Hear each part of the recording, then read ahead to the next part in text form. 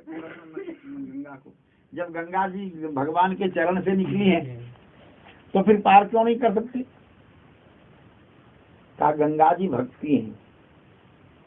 राम भगति जहाँ सुरसरि धारा, असरसई ब्रह्म विचार प्रचारा। राम भक्ति जहाँ सुरसरि धारा, राम भक्ति है गंगा जी, और भक्ति को भगवान पार नहीं कर सकती।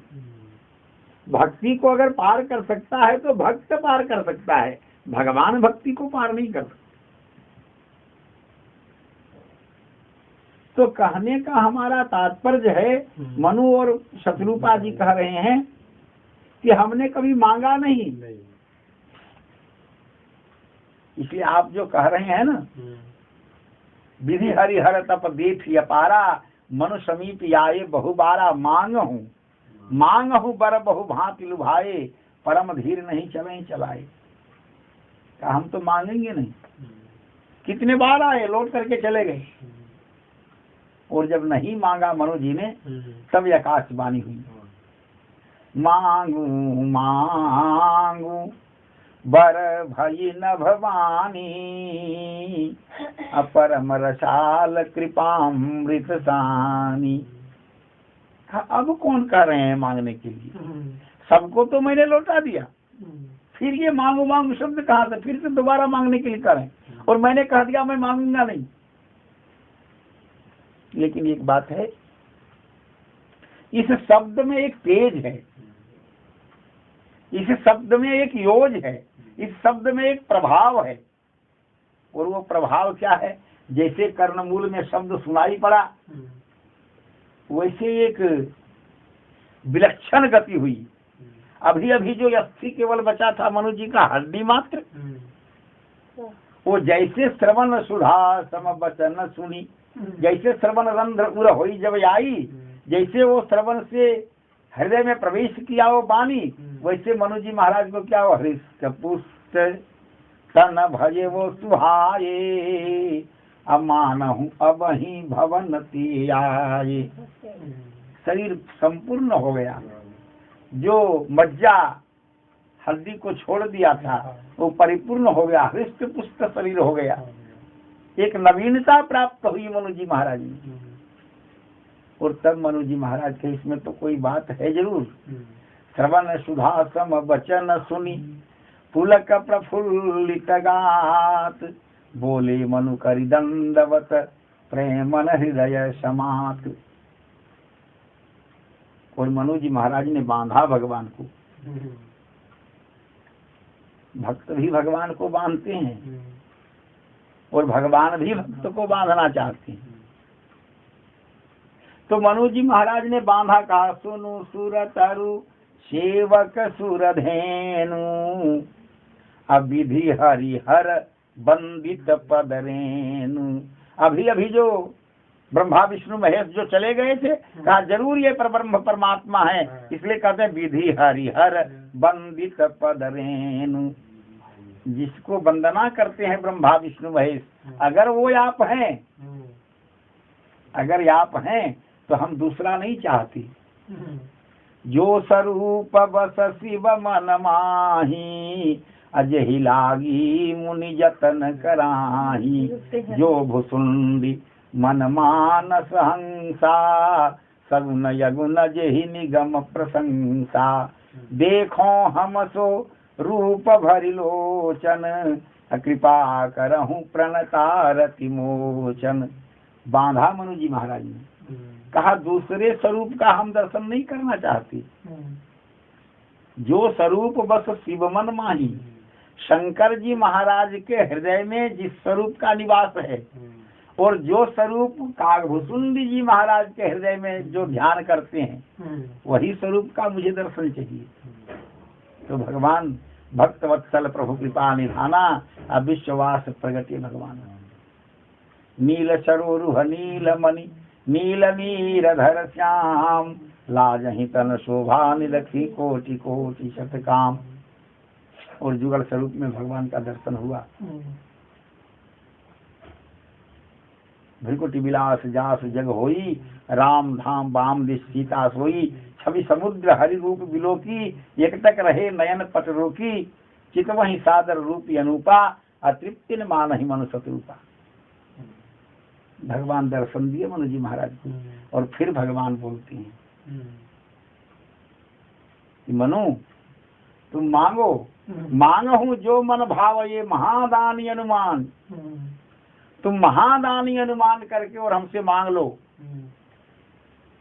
तो मनु जी महाराज ने कहा फिर याचना करने कहते हो, फिर मांगने कहते हो, मैंने एक बार कह दिया मैं मांगने वाला नहीं हूँ।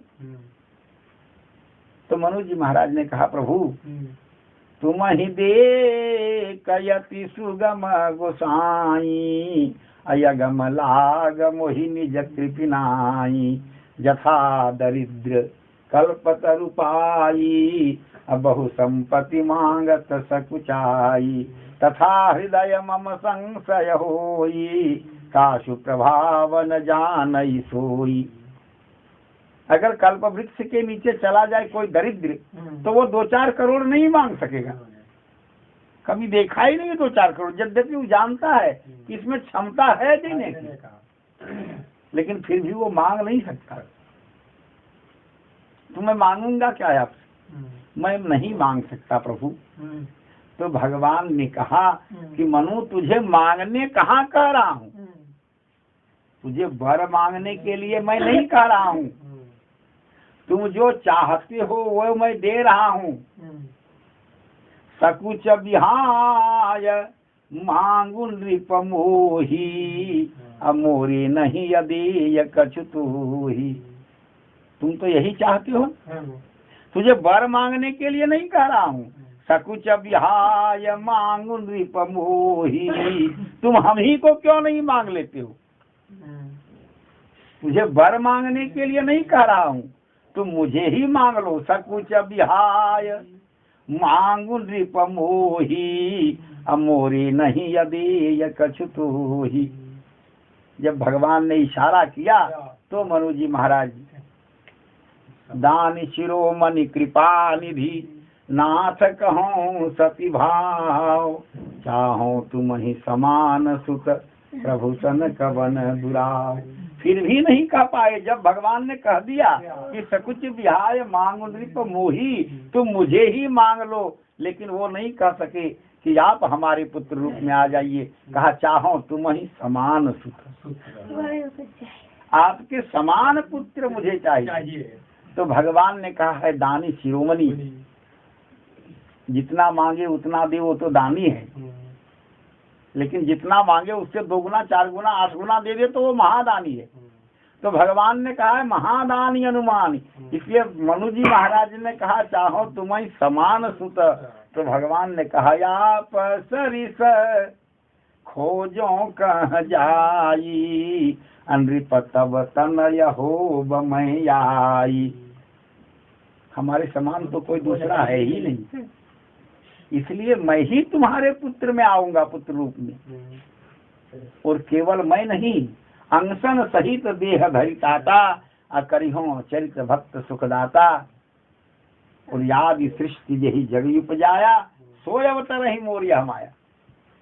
वो आदि शक्ति जो हमारी है, उद्भव स्थिति संहार कारिणी कल सारणिम सर्वश्रेयस करीम सीताम न तो हम राम वल्लभाम, वो भी आएगी और हम संपूर्ण अंश के साथ तुम्हारे यहाँ अवतरित होंगे। तो ये जो मनु जी महाराज की जो दशा देखा ना शंकर भगवान ने, तपस्या जो देखा, तो ये मनु जी महाराज की अवस्था, भगवान की अवस्था, प्रेम सिंहासनाधीशा चिद्रूपा परमाद्भुता एवं लीलामयी सीता किशोरी सहजात भवा। भगवान का सिंहासन हिलने लगा मनु जी महाराज की तपस्या को देख करके, और गदगद होकर के भगवान के दोनों नेत्रों से अश्रुधारा प्रवाहित होने लगी। एक से मानसरोवर और एक से जाम्बू नदी, 2 धारा प्रवाहित हुई, जहाँ से सरजू जी निष्कासित होती हैं। ये नेत्र बिंदु है, नेत्रजा है सरजू जी। भगवान के अश्रु बुंद से सरजू जी का प्रादुर्भाव हुआ है, और तब ब्रह्मा जी ने अपने कमंडल में रख लिया इस नेत्र बिंदु को। और जब महाराज इक्ष्वाकु के समय में जब अयोध्या में कोई नदी नहीं थी, त्राही त्राही करने लगी जल के बिना प्रजा, तो गुरु वशिष्ठ जी के पास गए महाराज इक्ष्वाकु और कहा, प्रभु आप कोई उपाय कीजिए, एक सरिता, एक नदी अवध में प्रवाहित कीजिए ताकि यहाँ के लोग जल के बिना नहीं मरे, अकाल से त्रस्त नहीं हो। तो वशिष्ठ जी महाराज ने तपस्या करके प्रसन्न किया भगवान को, और भगवान ने कहा, एक नदी है ब्रह्मा जी के पास जो दिव्य है, वो हमारे अश्रु बिंदु है, नेत्रजा है, उसी को तुम श्री अवध धाम में ले जाओ। तब वशिष्ठ जी महाराज ने सरजू जी को ले आकर के वशिष्ठ कुंड में रखा। इसलिए सरजू जी का एक नाम वशिष्ठजा भी है। वशिष्ठ जी की पुत्री हैं, इसलिए वासिष्ठी भी कहा जाता है सरजू जी को। और भगवान के नेत्र बिंदु से हैं, इसलिए नेत्रजा भी कहा जाता है सरजू जी को। और वशिष्ठ कुंड से वशिष्ठ जी महाराज ने प्रवाहित किया, इसलिए वशिष्ठ जी की पुत्री भी है सरजू जी। वशिष्ठ जी की पुत्री है, गुरु कन्या है भगवान की सरजू जी। तो ये नेत्रजा है, भगवान की नेत्रजा है। इसलिए कहा, मज्जहि सज्जन वृंद बहु पावन सरजू नीर। दिव्य पावन है, पवित्र है। ये सरजू जी का जल जो है पवित्र है, इसलिए सरजू महिमा में लिखा है, सरजू महात्म में, खष्ट वर्ष सहस्त्राणी काशी वासिन जत्फलम तत्फलम निमिषाद्येन सरजू दर्शने कृति। 6000 वर्ष पर्यंत काशी वास कोई करे, खष्ट वर्ष सहस्त्राणी, 6000 वर्ष अगर काशी में कोई निवास करे, जो पुण्य की प्राप्ति होगी, तत्फलम निमिषाद्येन, अर्ध निमिष अगर सरजू जी में निवास कर ले तो उस पुण्य की प्राप्ति हो जाएगी। सरजू जी का दर्शन केवल मात्र कर ले, सरजू दर्शने कृति, सरजू जी का दर्शन कर ले तो उस पुण्य की प्राप्ति हो जाएगी। जब तक सरजू जी में स्नान नहीं कर लेता तब तक दिव्य साकेत का, दिव्य अयोध्या का दर्शन ही नहीं होता। पहले सरजू जी में स्नान करना होगा, तब अयोध्या का दर्शन होगा। विश्वामित्र जी जब चले आ रहे हैं, गुरुदेव ही तो मार्गदर्शन करते हैं, क्या करना चाहिए ये तो गुरुदेव दिखलाते हैं। तो विश्वामित्र जी महाराज जब चले आ रहे हैं बक्सर से अयोध्या में, तो चिंता करते करते आ रहे हैं। गाधित नय मन चिंता व्यापी, हरि बिनु मरहि न निशिचर पापी। चले अयोध्या की ओर भगवान को लिवा ले आने के लिए। और जब अयोध्या में आए तो सबसे पहले बहुविधि करत मनोरथ, जात लाग नहीं बार, करिमज्जन सरजू जल तब गए वो भूप दरबार। करिमज्जन सरजू जल तब गए वो भूप दरबार। सरजू जी में जब तक आचमन नहीं कर लेगा, स्नान नहीं कर लेगा, मज्जन नहीं कर लेगा, सरजू जल का पान नहीं कर लेगा, तब तक अयोध्या का दर्शन ही नहीं होगा। इसलिए ऐसा नियम है, जब जाओ तो सबसे पहले सरजू जी को दंडवत करो, प्रणाम करो, जल का आचमन करो, जल का पान करो, फिर अयोध्या नगरी में प्रवेश करो, तभी दर्शन होगा। आए और देखा विश्वामित्र जी महाराज ने, जान विराग सकल गुण नयना, सो प्रभु मैं देखो भरी नयना। विश्वामित्र जी आए राज दरबार में। दशरथ जी महाराज ने देखा विश्वामित्र चले आ रहे हैं। विश्वामित्र क्यों आए? विश्वामित्र जी आए, दशरथ जी महाराज ने स्वागत किया, सिंहासन दिया, बैठाया और हाथ जोड़ करके पूछा, महाराज कही कारण यागमन तुम्हारा। कहो महाराज, किस कारण से आए हो अयोध्या में? क्या क्या सेवा मैं आपकी कर सकता हूँ? क्या दिक्कत है, क्या तकलीफ है आपको? तो विश्वामित्र जी महाराज कहते हैं, मुझे पहचानते हो? मुझे तूने पहचाना कि नहीं? कहे, आपको कौन नहीं पहचानता महाराज, आपके जस से कौन विदित नहीं है इस संसार में। कहा तो ठीक ढंग से नहीं पहचानते हो तो पहचान लो, इसके पहले भी मैं अयोध्या आ चुका हूँ, इसके पहले भी मैं एक बार अयोध्या आया था, और तुम्हारे पूर्वज जो हरिश्चंद्र महाराज थे ना, स्वप्न में मैंने राजपाट दान ले लिया था, प्रगट में नहीं, स्वप्न में, और दक्षिणा के लिए उनको काशी में बिकना पड़ा। राजपाट जब दान में दे दिया तो कहा इतने बड़े दान की दक्षिणा क्या होगी, इतना बड़ा जो साम्राज्य तूने दान कर दिया है तो जितना बड़ा दान उतना बड़ा दक्षिणा भी तो होना चाहिए ना। कहा तो राजकोष से ले लो महाराज। कहा राजकोष सब तुम्हारा ही रह गया क्या, राज्य के साथ तो राजकोष भी दान हो गया, अब राजकोष तेरा कहाँ है, दक्षिणा कैसे चुकाओगे वो तुम समझो। महाराज हरिश्चंद्र ने कहा महाराज राज्य आपको दान में दिया है, ये शरीर तो आपको दान नहीं किया है ना, मैं अपने शरीर को बेच करके आपकी दक्षिणा चुकाऊंगा। बेच देह दारा सुवन, बेच देह दारा सुवन, दारा माने स्त्री, सुवन माने पुत्र, मैं स्त्री पुत्र के साथ बिक जाऊंगा और आपको जरूर दक्षिणा चुकाऊंगा। बेच देह दारा सुवन हो या दास हूँ मंद, चाहे जैसे भी चुकाना पड़े। और जानते हो महाराज उस दक्षिणा को चुकाने के लिए काशी में जाकर के बिकना पड़ा। वही विश्वामित्र हूँ मैं। एक दिन तो राज्य मांगने आया था और आज राजा को ही मांगने के लिए आया हूँ। एक दिन राज्य मांगने आया था, आज जो अयोध्या का भावी राजा होगा ना उसी को मांगने के लिए आया हूँ। तो दशरथ जी महाराज कांपने लगे। विश्वामित्र जी महाराज के क्रोध से परिचित हैं, इसलिए दशरथ जी कांपने लगे। कहा महाराज ऐसा अनर्थ बात मत बोलिए, हमारे राम जी प्राण से अधिक प्रिय हैं। राम नाम 2 अक्षर का है ना महाराज, हमारे पास जितने 2 अक्षर का वस्तु है सब आप मांग लो, सब 2 अक्षर का दे दूंगा। मांगहूँ भूमि धेनु धन कोसा सर्व सदैव याज सहरोषा। 2 अक्षर का धेनु है, धन है, कोष है, राज है, उसमें भी अगर संतोष नहीं है तो देह, ये भी 2 अक्षर का है, प्राण, ये भी 2 अक्षर का है। देह प्राण ते प्रिय कछुनाही, सो मुनि देव निमिष एक माही। सब दे दूंगा, लेकिन राम जी को न मांगो महाराज, वो तो प्राण से भी अधिक प्रिय हैं। तो वशिष्ठ जी महाराज ने कहा नृप संदेह नाश कह पावा।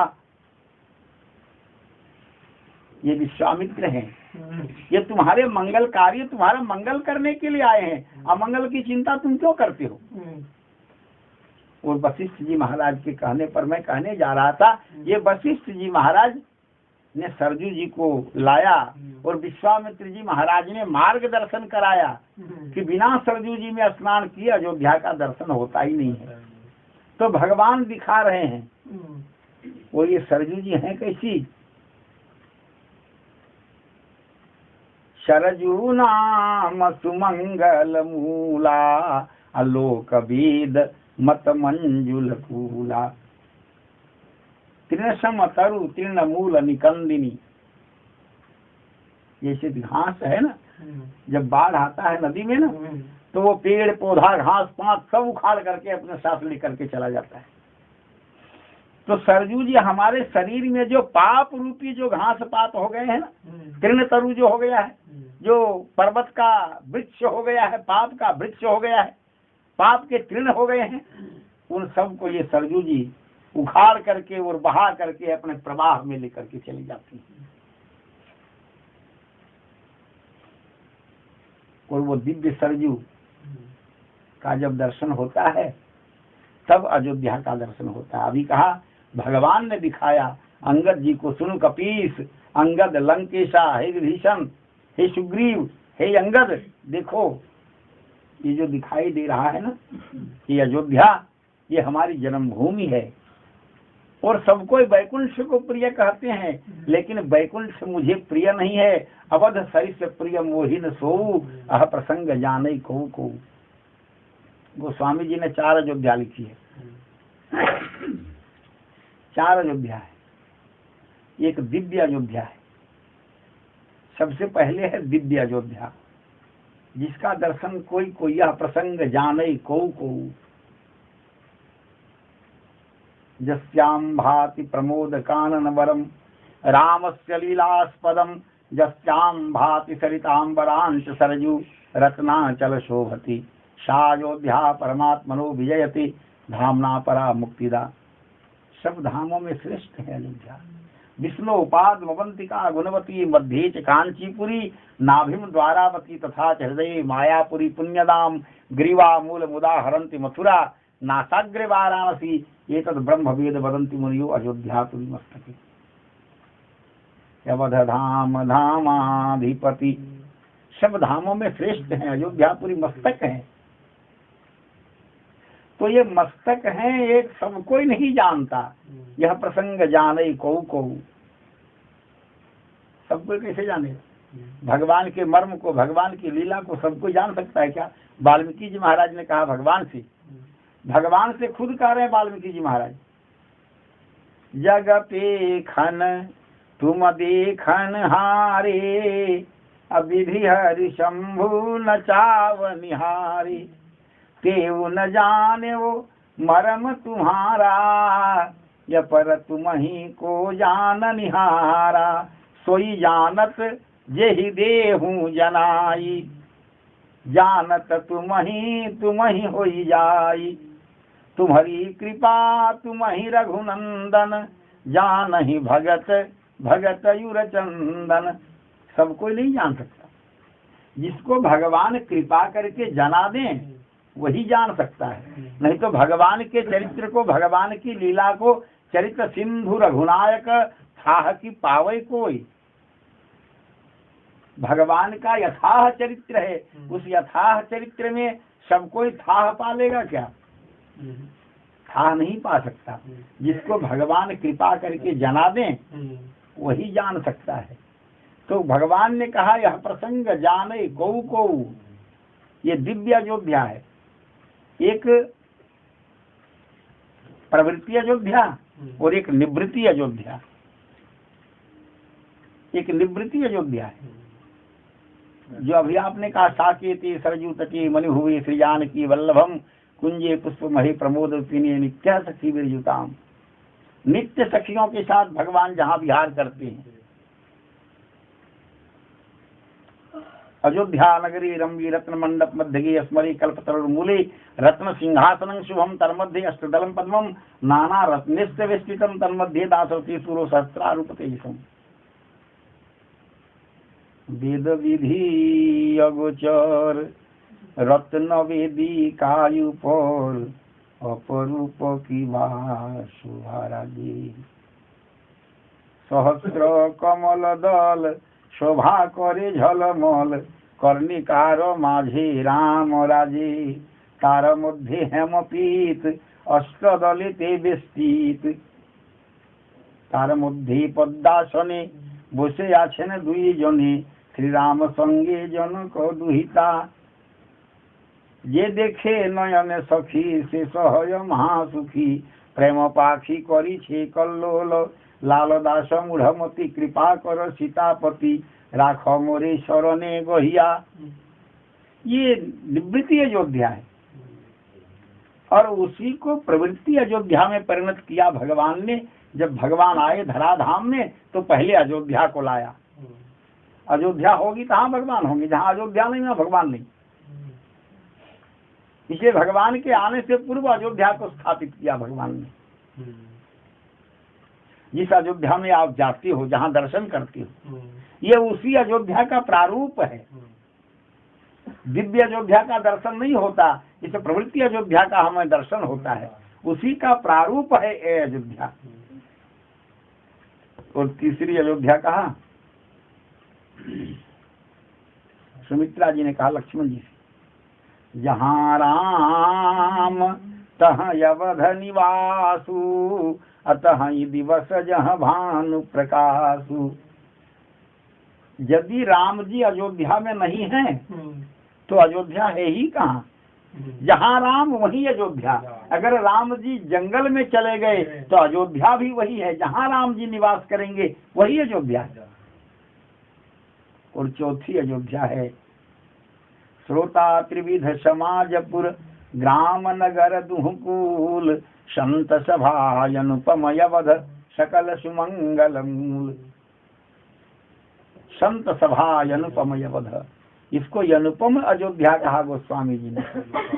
जहाँ लोग एकत्र होकर के भगवान का नाम रूप लीला धाम का गुणगान करते हैं, जहाँ संत जन का समागम होता है, जहाँ वैष्णव जन पधारते हैं, वो अनुपम अयोध्या है। इस अयोध्या की तो उपमा ही नहीं है। यहाँ तो भगवान को बरबस जाना पड़ता है। और 4 अयोध्या है, इसलिए कहे अति प्रिय मोही यहाँ के वासी। अयोध्या वासी भी भगवान को अति प्रिय हैं। तो 4 अयोध्या है तो 4 प्रकार के अयोध्या वासी भी हैं। एक अयोध्या वासी हैं जिनका अयोध्या में ही जन्म हुआ है। एक दूसरे अयोध्या वासी हैं जो बाहर से जाकर के, कहीं बंगाल से, बिहार से, झारखंड से, जहाँ से भी हो, जाकर के अयोध्या में रह रहे हैं, अयोध्या वासी। तीसरे अयोध्या वासी हैं जो 1 साल में 1 बार अयोध्या का दर्शन कर लेते हैं। साल भर में कम से कम 1 बार अयोध्या का दर्शन कर लेते, वो एक अयोध्या वासी हैं। और एक अयोध्या वासी हैं जो कभी अयोध्या नहीं गए, वो भी एक अयोध्या वासी। जो कभी अयोध्या गए ही नहीं, वो अयोध्या वासी। जो अयोध्या वासी हैं, जो लोग अयोध्या में घूम रहे हैं, अभी अयोध्या में घूम रहे हैं और मोबाइल घर में लगा रहे हैं, क्या हाल चाल है बेटा, सब ठीक ठाक है। तो जो अयोध्या में घूम रहे हैं उनका मन तो झिंझी पहाड़ी में घूम रहा है, और जो झिंझी पहाड़ी में बैठे हुए हैं उनका मन तो अयोध्या में घूम रहा है। आज 2 दिन हो गया, कल तीसरा दिन, परसों लौट आएंगे। आज अयोध्या में घूम रहे होंगे वो लोग, आज परिक्रमा कर रहे होंगे, आज दर्शन कर रहे होंगे। तो जो यहाँ हैं उनका मन अयोध्या में है, और जो अयोध्या में है उनका मन घर में है। तो जो यहाँ बैठे बैठे जो अयोध्या का चिंतन कर रहे हैं वो भी एक अयोध्या वासी है। उनके मन में तो अयोध्या है ना, उनके हृदय में अयोध्या है। चाहे कि सुन रहे हैं अयोध्या का वर्णन, अयोध्या का प्रताप, अयोध्या की महत्व, अयोध्या का महिमा सुन रहे हैं, लेकिन किसी कारण बस वो नहीं जा पाती। या तो उनके अंदर दरिद्रता का दोष है, या तो पैसे का अभाव है, या शरीर से अक्षम है, या समय का अभाव है, कुछ भी हो, कोई कारण से नहीं जा पाते हैं। लेकिन उनका मन तो अयोध्या में है। तो जिनका मन अयोध्या में है वो भी एक अयोध्यावासी है। और चारों को भगवान ने कहा अति प्रियम वो ही यहाँ के वासी। वो यहाँ के अयोध्यावासी जो हैं वो मेरा अति प्रिय है। फिर कहा अति प्रियम वो यहाँ के वासी। अयोध्या हमको इतनी प्रिय है, इतनी प्रिय है अयोध्या, अगर बासी रोटी भी मुझे भोग लगा दे तब भी मैं खा लेता हूँ। अति प्रियम वो यहाँ के वासी। बासी रोटी भी भोग लगा दे तो कोई बात नहीं है, लेकिन जिसलिए तुम अयोध्या आए हो वो काम करो। केवल रोटी बनाने के चक्कर में नहीं रहना। अयोध्या में आए हो तो तीनों टाइम रोटी बनाओगे तो तेरा समय बर्बाद हो जाएगा। इसलिए एक टाइम तुम रोटी बनाओ और बाकी टाइम नाम करो, दर्शन करो, सत्संग करो, कथा सुनो, परिभ्रमण करो, परिक्रमा करो। एक टाइम रोटी बनाओ और तीनों टाइम मुझे भोग लगा देना, कोई चिंता नहीं है, मैं तेरी बासी रोटी भी खाने को तैयार हूँ। अति प्रिय मोही यहाँ के वासी। लेकिन जिसलिए आए हो अयोध्या उस समय को वृथा नष्ट नहीं करना। रोटी बनाने के चक्कर में ही समय को बर्बाद मत कर देना। तो भगवान ने कहा ये अयोध्या दिव्य है, और जो किसी भांति एक क्षण के लिए भी अगर सरजू जी का दर्शन कर लेते हैं, अगर अयोध्या में उनका निवास हो जाता, एक रात्रि तो बहुत हो गया, 2 रात्रि, 3, 4, 5 रात्रि तो बहुत ज्यादा हो गया। अगर क्षणिक मात्र अयोध्या का दर्शन कर ले तो सर्व पाप ताप से मुक्त होकर के भगवान के धाम का अधिकारी बन जाता है। चारि खानी जग जीव यपारा अयवध तजे तन नहीं संसारा। इस संसार में उसको रहना ही नहीं है, यानी वो मुक्त हो जाएगा, भगवान के धाम को चला जाएगा। तो कहा भगवान से कि प्रभु अगर इतनी प्यारी आपकी अयोध्या है, आपकी अयोध्या अगर इतनी ही प्यारी है तो उस अयोध्या का दर्शन मुझे क्यों नहीं होता। इतनी प्यारी आपकी अयोध्या है, इसका नाम है यवध, जहाँ वध होता ही नहीं है, तो फिर ऐसी घटना क्यों हो रही है। तो भगवान ने कहा मैंने पहले कह दिया है, निर्मल जन मन सो मोहि पावा अमोहि कपट छल छिद्र न भावा। तो आज की जो अयोध्या हम देख रहे हैं वो छल प्रपंच और कपट से भर गया है। छल प्रपंच से कपट क्या है, वहाँ साधु लोग छल प्रपंच थोड़े नहीं कर रहे हैं। आज के युग में जो जा रहे हैं वहाँ और वो छल प्रपंच कर रहे हैं। आप कहते हो राम जन्मभूमि नहीं बन रही, राम जन्मभूमि कल बन जाए, ये पार्टी लोग वहां से हट जाए तो राम जन्मभूमि कल बन जाएगी। लेकिन वहाँ छल प्रपंच का डेरा बना लिया है हम लोगों ने, छल प्रपंच का घर बना दिया है उसको हम लोगों ने, वो तो अयोध्या है। अयोध्या जिसको ब्रह्मा जी नित्य ध्यान करते हैं, तो वैसे रामपुरी मंगलमय पावनी, वो रामपुरी है, वो मंगलमय है, वहाँ कभी अमंगल हो ही नहीं सकता है। लेकिन यमंगल को लेकर के हम लोग वहाँ पहुँचते हैं और यमंगल का खान बना दिया है उसको हम लोगों ने, अपना दुर्गुण ले जा करके वहाँ सब प्रवाहित करते हैं। अगर सरजू जी में बहा दे दुर्गुण तब तो बहा करके चला जाए, लेकिन दुर्गुण को छोड़ करके हम लोग चले आते हैं, बहाने का प्रयास नहीं करते। सरजू जी में तो इतनी शक्ति है। विक्रमादित्य ने कैसे देखा अयोध्या को। रामनवमी के दिन में विक्रमादित्य गए अयोध्या में, सरजू जी में स्नान कर रहे थे, तो देखा एक काला कलूटा व्यक्ति घोड़े पर सवार होकर के काले घोड़े पर आया और घोड़ा सहित सरजू जी में प्रवेश कर गया।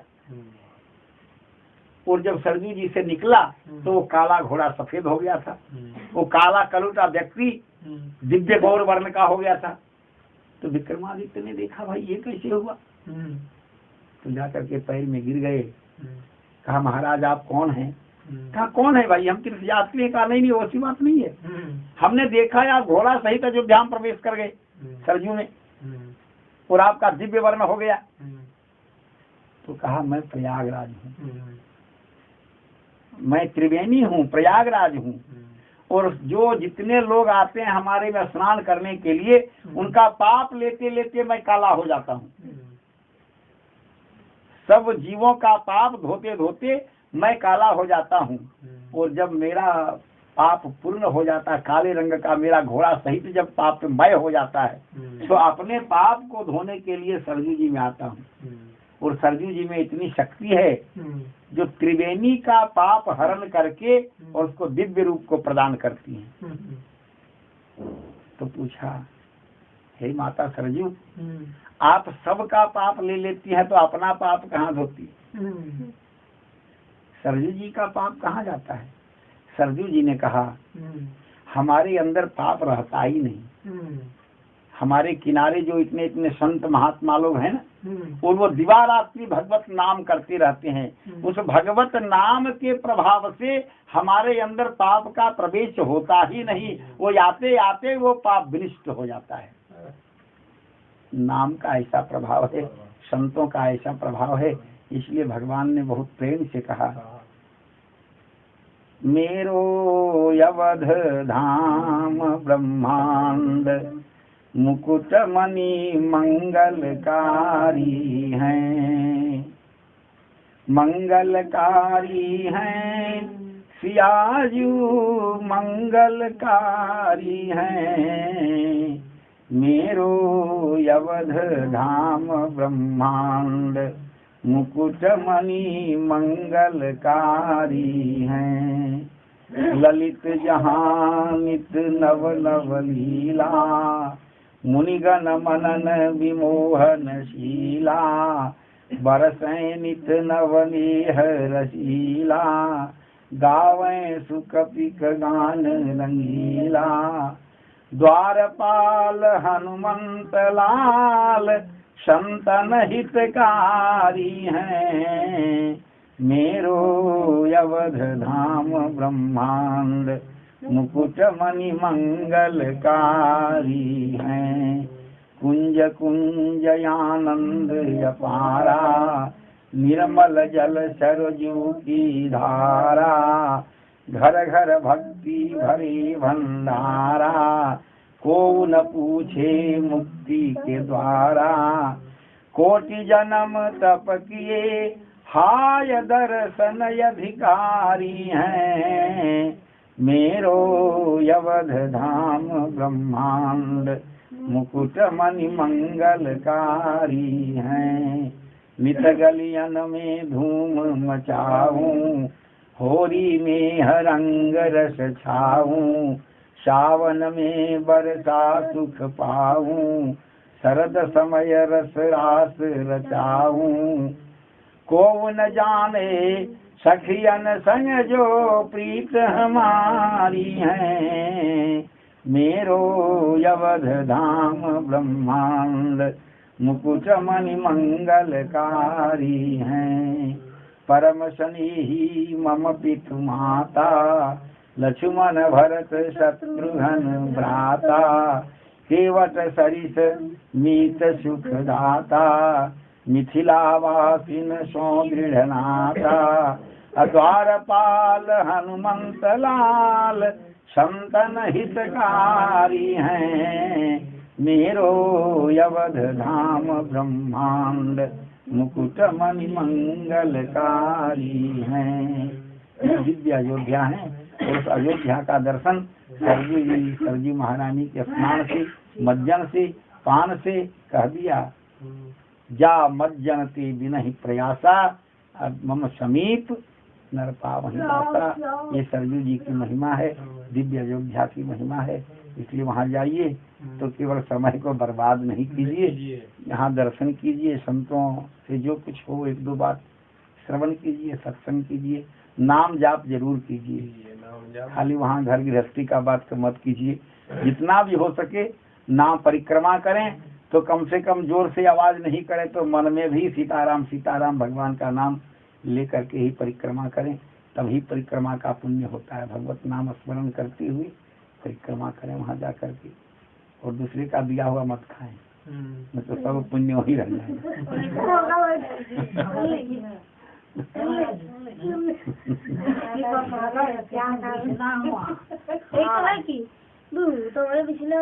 बोले श्यावर रामचंद्र की सीताराम जय सीताराम।